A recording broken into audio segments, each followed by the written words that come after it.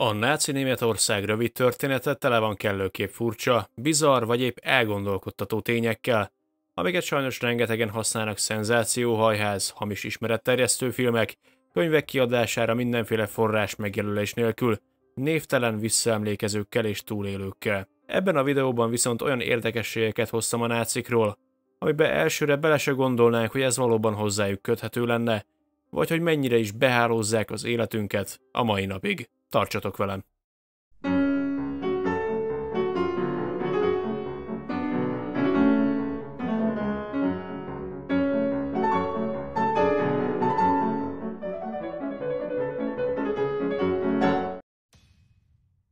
A farkaséhség.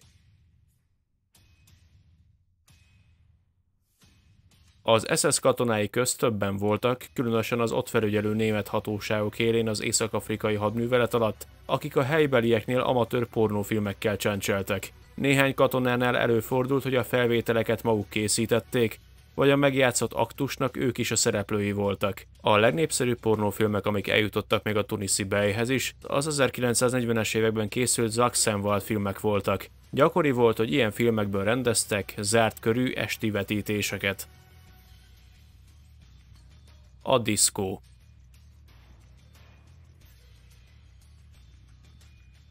A náci Németország volt az elősegítője annak, hogy a diszkók létrejöttek. Természetesen csak közvetve. Franciaország megszállását követően Hitler csak úgy, mint a harmadik birodalomban, úgy a franciáknál is elvárta, hogy a külföldi, főleg angol száz zenét ne játsszák sehol. A franciák erre a célra rendeztek be hanglemezkönyvtárakat, amiket diszkotékének vagy diszkotékának neveztek, ahol lemezeket lehetett kölcsönözni, de akár helyben is lehetett hallgatni. Ezek a hanglemezkönyvtárak pincékben jöttek létre, és egy rövidebb kifejezés is teret hódított a könyvtár felett, ami a diszkó lett. Bármennyire is azt mondják, hogy a diszkó a 60-as évek Amerikájában tombolt, valójában a franciák a nácik nyomására már az 1940-es években ropták a föld alatt. Párizs nyitotta meg a háború után az első diszkóját, amit nem a föld alatt rendeztek be. Harmadik birodalom. Az Adolf Hitler által irányított Németországot gyakran harmadik birodalomnak nevezik az ezzel foglalkozó könyvek, újságcikkek, de még filmek, sorozatok is így hivatkoznak rá. Ezt a kifejezést 1923-ban említette először egy Arthur van den Bruck nevű kritikus, aki szerint Németországnak az első világháború utáni válságából úgy kell kilábalnia és birodalmat alkotnia, hogy a nemzeteszme, vagyis a nacionalizmus és a konzervativizmus és a szocializmus képviselői közös szövetségben vezetnék előre a német népet.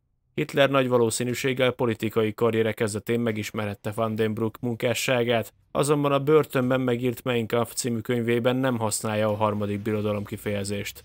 Hitler kancellári kinevezéséig a szó egyre népszerűbb lett és többször is összefüggésbe hozták a Nemzeti Szocialista Német Munkáspárttal és annak tagjaival, vagyis a nácikkal, főleg azután, hogy Hitler kijelentette, hogy az az állam, amit ő vezet, annak két nagy korábbi szellemi örököse van. Ezzel burkoltan utalt a német-római császárságra és az első világháború után megszűnő német császárságra. Mivel van den Bruck szerint a harmadik birodalom elérésének vágya okozhatja a német nemzet hanyatlását, ezért a nácik kerülni akarták mindenképpen azt, hogy őket a továbbiakban is összefüggésbe hozzák a kifejezéssel. Ezért 1939-ben a német propaganda minisztérium betiltotta a náci Németországban a használatát, és az ország hivatalos megnevezéseképp az államot Nagy Német Birodalomnak hívták.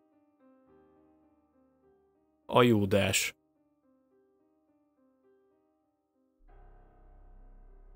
A harmadik birodalom ellen dolgozó legnagyobb kém Fritz Kolbe volt, aki a náci Németország külügyminisztériumának hivatalnoka volt. Az amerikaiaknak közel 2600 dokumentumot juttatott el, és minden szövetségesek elleni döntést kiszivárogtatott az amerikaiaknak. A kémkedésért soha nem kért pénzt. Később úgy emlékezett vissza, hogy mindezt azért tette, hogy évekkel le tudja rövidíteni a második világháborút. A jégbe bújt szervezkedők. A legnagyobb elméletek és tévhitek a nácik antarktiszi expedíciója körül mozognak. A témával foglalkozó filmesek előszeretettel vizionáltak új Svábföld létrejöttéről és fővárosáról, új Berlinről, náci repülőcsészealjakról, és még persze lehetne sorolni más hasonló vadhajtásokat. Noha igaz, valóban küldtek ide egy jó nagy kutatóegységet, 1939-ben valóban megérkeztek oda, de ettől többet nem tudni róluk. A köré épülő elméletek túlnyomó többsége csak kitaláció, nincs valóság alapja. Száguldás.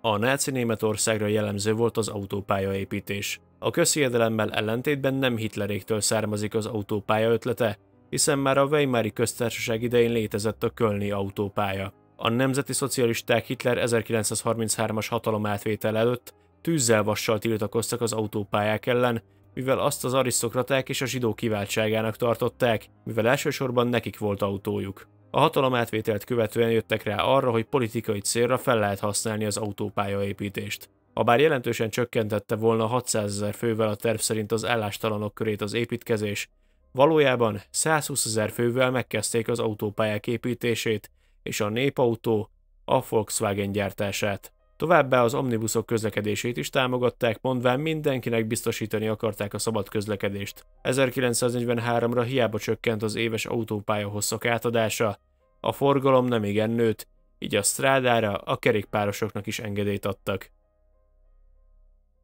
A föld alatt.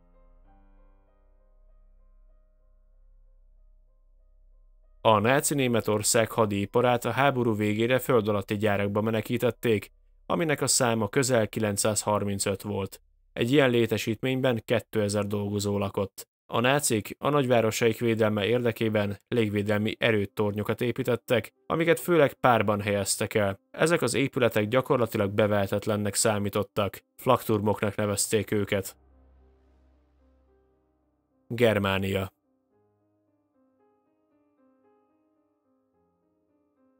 Hitler és a náci vezetőség nagy álma volt Berlin bővítése. Hitlernek már az 1930-as évek közepétől tervben állt ezt megvalósítani. A fővárosnak a Germánia nevet adta volna. Egyes források 1943-ra datálják az építkezés megvalósítását, ám ebből csupán töredéke valósult meg. Ami igazolja, hogy Germánia egy valós terv volt, azok Hitler és Albert Speer tervrajzai, skiccei és a róla készült makett, amivel a Führer fényképeken is rendszeresen mutatkozott. Negyedik birodalom. Újságírók, kritikusok és politikai elemzők olykor-olykor szeretnek élni a negyedik birodalom kifejezéssel. Általánosan olyan potenciális államképződésre használják ezt, amelyik a náci Németország örökébe szeretne lépni. A neonácik nevezik meg így célként egy új náci államnak, a negyedik birodalomnak a létrehozását, de napjainkra az sem ritka, hogy összeesküvés elméletet gyártó média személyiségek használják arra, hogy kitalált történeteket alkossanak olyan menekült nácikról, akik a II. Világháború lezárását követően megszökve Németországból egy új, titkos helyszínen alkották meg a náci Németország történelmét és hagyományát követő negyedik birodalmat. Ennek helyét az összeesküvés elméletben hívők szeretik a föld alá helyezni, vagy a hold sötét oldalára, vagy az Antarktiszra, vagy éppen Argentinába. A negyedik birodalom emellett pejoratív kifejezés a politikában, amit egyes politikusok előszeretettel alkalmaznak ellenfeleikkel szemben, hogy tetteikkel párhuzamot vonjanak a nácik rémtetteivel. Nos, ennyi lett volna ez a kis videó. Ha tetszett, akkor kérlek lájkold, és ha még nem tetted, iratkozzál fel a csatornára, kövesse minden közösségi oldalon Facebookon, Instagramon, TikTokon, és ha szeretnél támogatni, akkor azt a YouTube csatornatagsági felületen keresztül, illetve szuperköszönet formájában is megtehetitek. Legközelebb pedig találkozunk. Sziasztok!